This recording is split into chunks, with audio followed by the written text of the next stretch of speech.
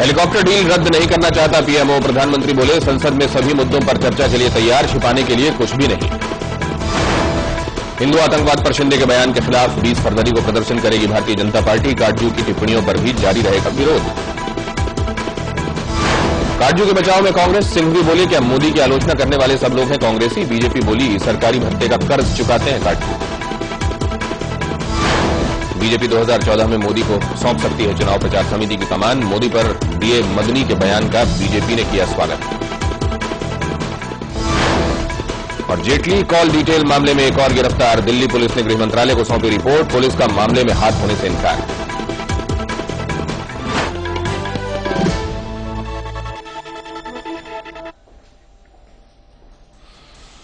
लोकमंच के अध्यक्ष और राज्यसभा सांसद अमर सिंह दुबई एयरपोर्ट पर आज अचानक बेहोश हो गए। वो दुबई से सिंगापुर जा रहे थे जब उनकी तबीयत के अचानक बिगड़ने की खबर आई। किडनी की समस्या से वैसे ही भी जूझ रहे हैं। हाल ही में आपको याद होगा उन्होंने ट्रांसप्लांट भी कराया था, लेकिन उसके बाद भी उनकी तबीयत में उतार चढ़ाव आता रहा और आज ये खबर आई कि दुबई से सिंगापुर जाते हुए दुबई एयरपोर्ट में वो बेहोश हो गए। अनामिका रत्ना हमारी संवाददाता और ज्यादा ब्यौरा दे रही है। जी अनामिका। देखिए, ये रेगुलर चेकअप के लिए गए थे, जैसा कि उन्हें बार बार करवाना पड़ता था। वो डायलिसिस पे भी रहते थे और चूंकि दोनों ही अमर सिंह की किडनी खराब है और पिछले दिनों प्रत्यारोपण भी किया गया था, दोनों ही किडनी के प्रत्यारोपण किया गया था, लेकिन बावजूद उन्हें जाना पड़ता है लगातार सिंगापुर के अस्पताल में। लेकिन जब आज वो सिंगापुर दुबई होते हुए जा रहे थे तो दुबई एयरपोर्ट पर ही उनकी तबीयत ज्यादा खराब हो गई और वहीं वो बेहोश हो गए, जिसकी वजह से उन्हें दुबई के ही वेलकेयर हॉस्पिटल में हॉस्पिटलाइज किया गया है। और जहां डॉक्टरों का कहना है कि उनकी स्थिति क्रिटिकल है लेकिन स्टेबल है, तो इलाज वहां पे चल रहा है। और सिंगापुर के जो डॉक्टर उनके शुरू से इलाज कर रहे हैं वो भी दुबई के इस हॉस्पिटल के जो भी इंचार्ज है उनसे वो लगातार संपर्क में है। और डॉक्टर का कहना है कि क्रिटिकल है स्थिति, लेकिन फिलहाल अभी स्टेबल है, लेकिन तबीयत काफी बिगड़ गई है। जी, और अब क्या उनको किसी स्पेशलाइज्ड जगह पर ले जाए जाने की भी तैयारी हो रही है? क्योंकि वहां पर तो जाहिर है उनको इसलिए रखा गया है क्योंकि उस जगह पर उनकी तबीयत ज्यादा बिगड़ गई। क्या उनको कहीं और भेजे जाने के बारे में सोचा जा रहा है? देखिए, उनका शुरू से ही इलाज सिंगापुर के ही अस्पताल में हो रहा था। वहीं के डॉक्टर स्पेशलिस्ट है किडनी प्रत्यारोपण में और वहीं से इलाज भी चलता रहा। वहां से एक बार अमर सिंह जी के लिए डॉक्टर भी दिल्ली बुलाए गए थे, लेकिन वो उसी सिंगापुर अस्पताल के ही थे। तो लगातार वहां के डॉक्टर भी लगातार संपर्क में है और ऐसी भी खबर है कि डॉक्टर्स वहां से बुलाए जाएंगे दुबई के अस्पताल में अगर उनकी जाने लायक हालत नहीं हुई। लेकिन फिलहाल डॉक्टरों ने अभी इजाजत नहीं दी है कि दुबई के वेलकेयर हॉस्पिटल से उन्हें कहीं और शिफ्ट किया जाए। धन्यवाद अनामिका, ये जानकारी हम तक पहुंचाने के लिए। भारतीय जनता पार्टी की आंख का तारा दूसरों की आंख में किरकिरी क्यों बन रहा है? नरेंद्र मोदी को 2014 के आम चुनाव के लिए प्रचार की कमान सौंपने का बीजेपी ने अभी मन ही बनाया है, लेकिन दूसरी पार्टियों के पेट में दर्द शुरू हो गया। यहां तक कि प्रेस काउंसिल के अध्यक्ष काटजू तक ने गोधरा दंगों की बात उठा दी। विवाद बढ़ गया है और बीजेपी कांग्रेस फिर आमने सामने।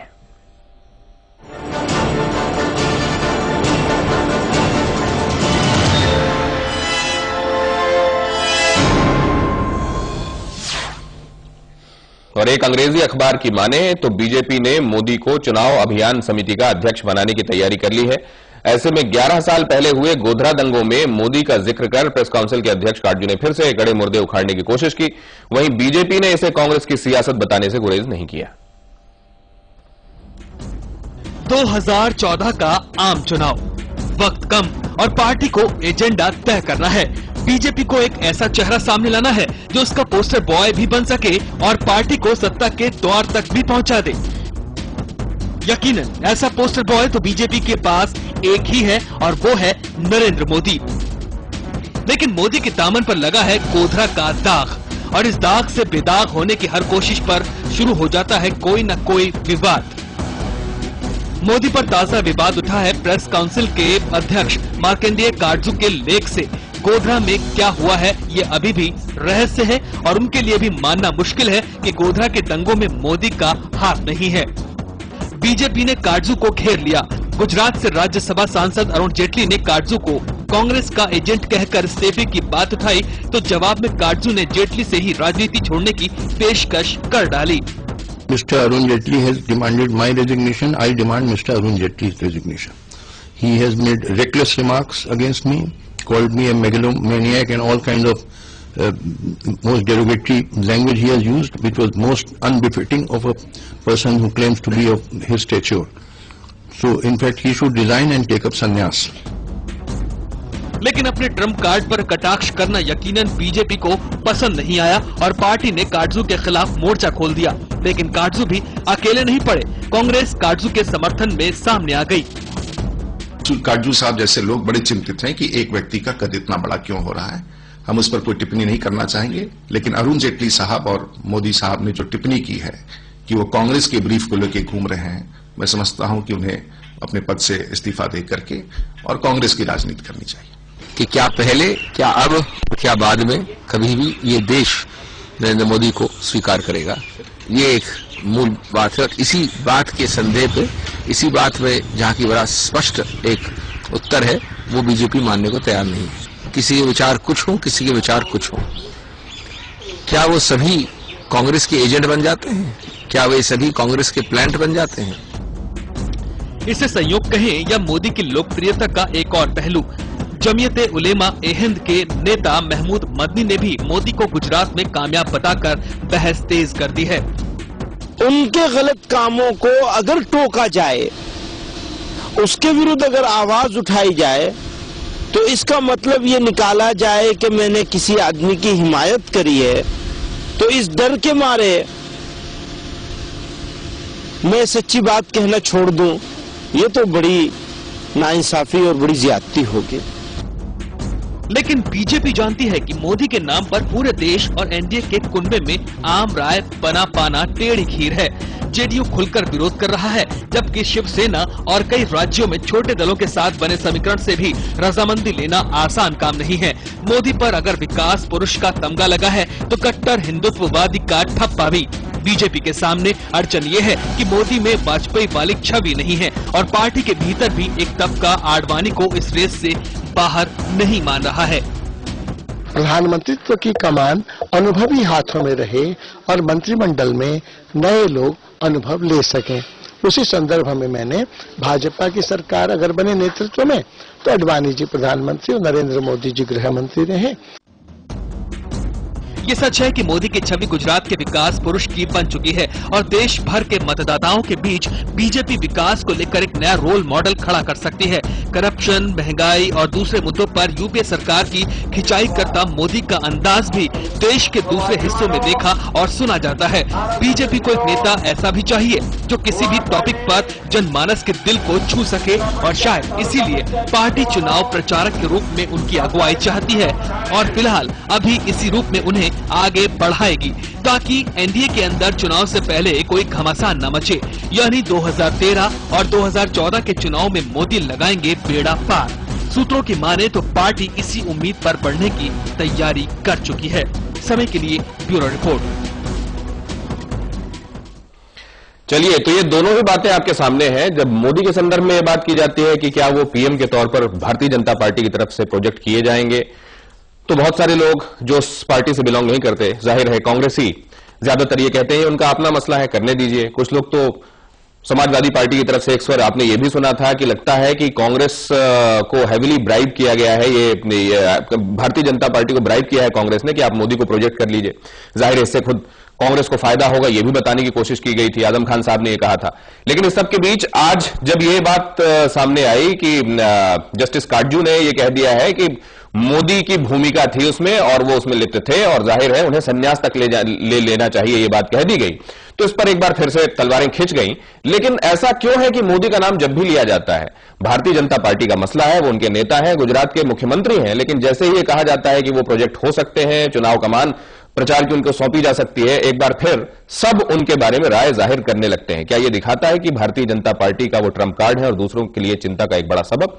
हमारे साथ इस मसले पर चर्चा करने के लिए भारतीय जनता पार्टी की नेता आरती मेहरा जी जुड़ रही हैं, कांग्रेस के नेता रशीद मसूद साहब हमारे साथ जुड़ रहे हैं और वरिष्ठ पत्रकार डॉक्टर शिरीष काशीकर भी हमारे साथ जुड़ेंगे, जो कि मोदी की जहनियत को बहुत अच्छे से समझते हैं। गुजरात के बाहर वो अपनी भूमिका कितनी व्यापक और विस्तृत समझते हैं खुद मोदी, ये शिरीष साहब हमको बताएंगे। लेकिन पहले आरती जी से बात करें। आरती जी, मोदी नाम लेते ही तमाम दूसरी तरफ से प्रतिक्रियाएं बगैर बोले शुरू हो जाती।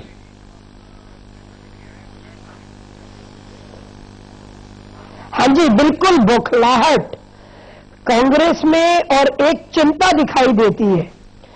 हमारी पार्टी का ये अंदरूनी मसला है। मोदी हर स्टेट में भारत के नागरिकों में जिस तरह से पॉपुलर हो रहे हैं, अपनी कार्यशैली की वजह से, अपने व्यक्तित्व की वजह से, जो विकास पुरुष की उन्हें आज संज्ञा दी जाने लगी है और जो विकास उन्होंने प्रत्यक्ष में करके दिखाए हैं, आज आम आदमी को एक आशा की किरण, एक पॉजिटिविटी अगर दिखाई देती है कि कहां से आ सकती है, तो वो नरेंद्र मोदी में दिखाई देती है। इससे कांग्रेस के अंदर बहुत बौखलाहट है और कांग्रेस बार बार इस बात को किसी न किसी तरह से दबाना चाहती है। कभी गोधरा का मसले को लाके, कभी किसी और मसले को लाके नरेंद्र भाई, अब तो देखिए कि तीसरी बार गुजरात जीतना ही नहीं, उसके बावजूद अगर आप देखें कि जो गुजरात में सीटें जीती गई है, उसमें जो मुस्लिम डोमिनेटिंग सीट्स है, उसमें भी एक बड़ा चंक नरेंद्र मोदी को मिला है, क्योंकि वहां के जो मुसलमान हैं वो अपने आप को ज्यादा सुरक्षित, ज्यादा समृद्ध, economically more stronger than other so called pseudo secularist states. Maharashtra में ही बहुत से इनोसेंट मुस्लिम्स जेलों में यातना सह रहे हैं, गुजरात के मुताबिक बहुत ज्यादा है। तो इस तरह की बातें नरेंद्र मोदी एक अपने, उनका जो पूरा एक व्यक्तित्व बना है, उससे कांग्रेस में भयंकर चिंता है और उस जो व्यक्तित्व को गिराने का प्रयास, एक के बाद एक कुछ न कुछ विषय लाना। अब काटजू जी को जिस स्तर पे वो बैठे हैं, उस ये बात इसलिए भी राशिद मसूद साहब कि जहां वो बैठे हुए हैं, ऐसे संवैधानिक पद पर बैठते हुए, प्रेस काउंसिल ऑफ इंडिया के चेयरमैन हैं वो, उनको ये बातें शोभा नहीं देती और कई बार वो कांग्रेस के एजेंट की तरह एक्ट करते हैं। ये बात भारतीय जनता पार्टी ने इस मसले पर भले ही कही हो, लेकिन ये बात तो जेडीयू, जो मोदी के नाम पर नाक मुंह सिकोड़ता रहता है, उसने भी कही थी जब ये आरोप लगा था कि जो नीतीश कुमार की सरकार है वो प्रेस की आर्म ट्विस्ट करती है, वो बाहें मरोड़ती है और प्रेस को अपने तरीके से चलाना चाहती है। तो ये कहा गया था, संजय झा साहब ने जेडीयू के कहा था कि ये काटजू साहब इस तरह की बातें करना और कांग्रेस के एजेंट की तरह एक्ट करना बंद करें। तो क्या वाकई इसमें कहीं कोई तथ्य हो सकता है कि काटजू साहब ने मोदी के संदर्भ में अब जो बातें कही? देखिए, इसमें कोई हकीकत नहीं है। जब काटजू साहब महाराष्ट्र के खिलाफ बोलते हैं, जब कोई नहीं कहता कि वो कांग्रेस के खिलाफ है, कांग्रेस के खिलाफ एजेंट के तौर पर काम कर रहे हैं, बीजेपी के एजेंट के तौर पर काम कर रहे हैं। अगर वो नीतीश जी के बारे में कह देंगे तो कांग्रेस के एजेंट के बारे में तरीके पे काम करेंगे, मोदी जी के कह देंगे तो कांग्रेस के एजेंट के तरीके पे काम करेंगे। जब वो महाराष्ट्र के बारे में कहते हैं, आंध्रा के बारे में कहते हैं, तो जब कोई नहीं कहता है, तो ये बात अपने अपने तरीके पे हो रही है। अभी जैसे मोदी का जिक्र हो रहा है, मोदी साहब का जिक्र आते ही कांग्रेस में बौखलाहट हो जाती है। कांग्रेस में क्यों बौखलाहट होगी? कांग्रेस की बहुत साफ कहती है भाई इंटरनल मामला है उनका, वो जाने बीजेपी वाले क्या करेंगे, किसको प्रोजेक्ट करेंगे, नहीं करेंगे, उनका मामला है। आजम खान एक तरफ कहते हैं कि अब कांग्रेस ब्राइब कर रही है बीजेपी को ताकि मोदी का नाम उछाला जाए। ये कह रहे हैं कि मतलब हमारे तो किसी भी तरह की टिप्पणी नहीं होना चाहिए ना। फिर तो दिग्विजय सिंह साहब को भी सामने आकर ये नहीं कहना चाहिए कि अरुण जेटली मोदी साहब का कर्ज चुका रहे हैं। ये टिप्पणियां, अगर ये ताली बजती है जिसका शोर सुनाई देता है, तो जाहिर है इसमें फिर कांग्रेस भी तो हाथ लगाती है मसूद साहब। नहीं, देखिए ऐसा है कि ये तो जब टिप्पणी, तो हाथ तो वो भी लगाते हैं। तो जब ये समझिए कि अब जो काटजू को क्रिटिसाइज कर रहे हैं वो भी हाथ लगा रहे हैं, तो ताली तो जब ही बज रही है ना। तो वो निगेटिव हाथ लगा रहे हैं, ये पॉजिटिव हाथ लगा रहे हैं, तो ताली तो दोनों तरह से बज रही, दोनों तरफ हाथ लग रहे हैं। तो हाथ लगने की बात है, तो हाथ तो चलिए, किसका हाथ नेगेटिव है और किसका पॉजिटिव, इसमें आरती जी का भी ओपिनियन लेंगे और समझेंगे कि इस सब के बीच खुद नरेंद्र मोदी क्या सोच रहे होंगे। हिमाचल के चुनाव में जाकर प्रचार करना और यह कहना कि अगर सरकार हमारी वापस आती है तो हम यहां गुजरात जैसी सुखद स्थितियां लोगों के लिए मुहैया कराएंगे, लेकिन उसके बाद वहां के रिजल्ट्स, अब चुनाव प्रचार की कमान सौंपे जाने की बात, तमाम तरफ से आ रही प्रतिक्रियाएं, लेकिन खुद मोदी का एनालिसिस इस सब के बारे में एक ब्रेक के बाद।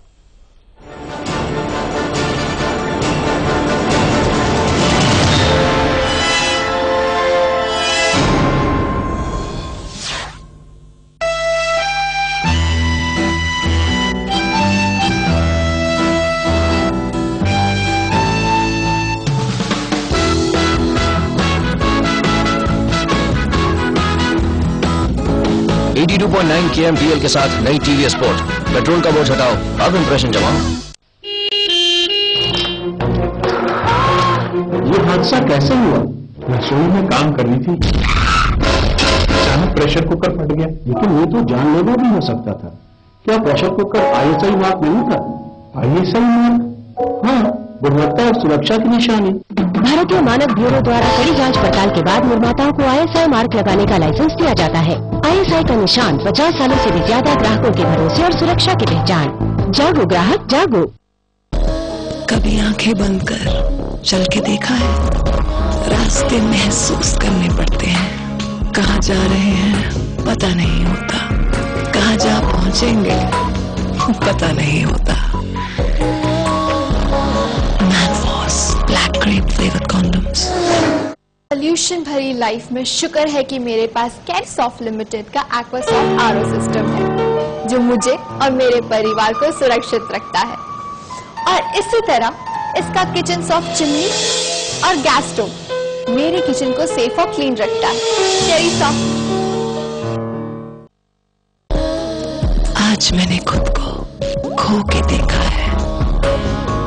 हर रास्ते सही लगते हैं, अच्छे लगते हैं। अनजान रास्तों पे चल के देखो, देखो क्या क्या मिल जाता है। Manforce chocolate flavour condoms. Precious Syntex White Tanks with 3 layer benefits: cooler, brighter, stronger. Beauty हमेशा on duty. Correct? कहते हैं जिंदगी और मौत आंख में चोली का खेल है, पर प्रीतम सिंह जब खेले तो बाकी सब फेल। अब इतना रिस्क हमारा आने का तो इस शहर को लेना ही पड़ेगा।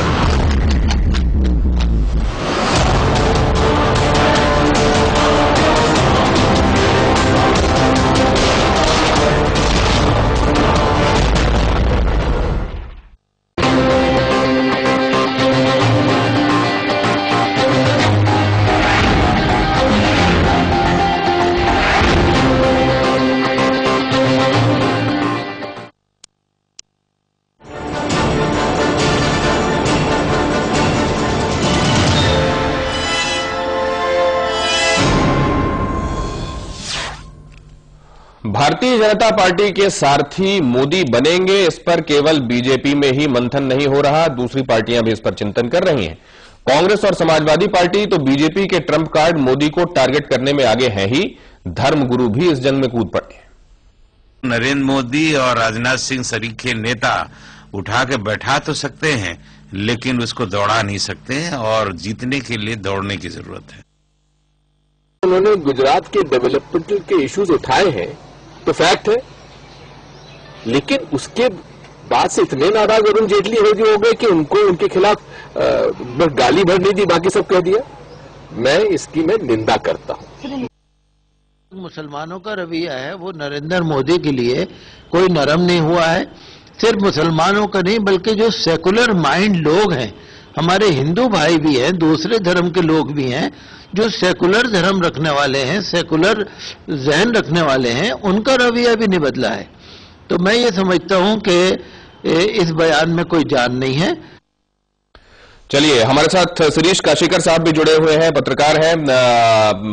काशीकर साहब, सवाल यह है कि इस सब के बीच खुद मोदी के ध्यान में क्या चल रहा है? क्या उन्होंने कभी कहीं किसी मौके पर इस बारे में कुछ बोला? क्योंकि जितना हमारे सामने जब भी उनसे ये सवाल हुए, जीतने के बाद जब गुजरात में उनसे पूछा गया, दिल्ली को लेकर पीएम के नारे लगे, मुस्कुराकर टाल गए, बोले 26 को चला जाऊंगा, आपकी इच्छा है तो एक बार दिल्ली हो आऊंगा। दिल्ली आए संदर्भ में कुछ नहीं कहा। पत्रकार जब पूछते हैं तब वो ये टाल जाते हैं कहकर हंसकर आपसे मिलकर आनंद हुआ। बीजेपी के प्रचार की कमान हाथ में आना, इसको क्या इन अ वे ये देखा जा रहा है कि आखिर में रिजल्ट अगर फेवरेबल है तो वही जो चाहा जा रहा है, बहुत सारे लोगों की तरफ से कहा जा रहा है कि लोगों की आवाजें वही होगा, और क्या मोदी इस संदर्भ में खुद कोई मन बना रहे हैं अभी? नहीं, मुझे लगता है नरेंद्र मोदी का मन क्या है वो तो शायद वही बता पाएंगे। पर हम पिछले 2 महीने से लगातार देखते आ रहे हैं कि विधानसभा चुनाव के बाद भी उन्होंने बार बार ये बात क्लियरली कही है कि उनका गुजरात छोड़कर कहीं पर भी जाने का फिलहाल कोई इरादा नहीं है। और जहां तक ये राष्ट्रीय स्तर की जिम्मेवारी है, उनको प्रचार की जिम्मेवारी दी जाई है, ऐसी बात जो आज इंडियन एक्सप्रेस ने लिखी है, वो अगर हो रही है तो मुझे लगता है कि भाजपा को उनकी इन शक्तियों का पूरा लाभ मिलेगा। क्योंकि जिस प्रकार से उन्होंने पिछले 11 सालों में खास करके गुजरात में कांग्रेस को टक्कर दी है और बीजेपी का अपना स्थान मजबूत बनाया है, और जहां कहीं पर भी देश में जहां कहीं पर भी विधानसभा के चुनाव हुए हैं वहां जाकर उन्होंने डटकर प्रचार किया है, तो उनका जो ये अनुभव है और उनकी एक जो छवि बनी हुई है विकास पुरुष की, उसका अगर भाजपा को कहीं ना कहीं लाभ मिलता है तो यही मुझे लगता है कि उनका एक मैसेज रहा होगा।